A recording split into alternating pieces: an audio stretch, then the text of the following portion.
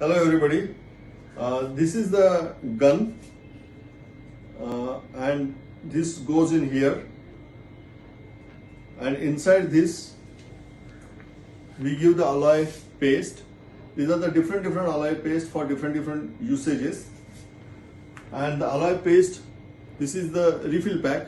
So alloy paste goes into this injection, and this injection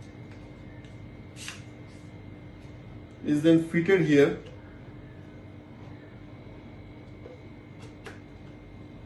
and by pressing this,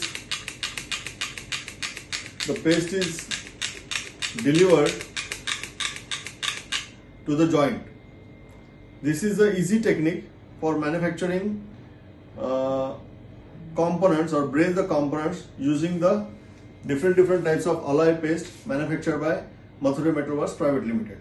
So for any such application, you can contact us. Thank you very much.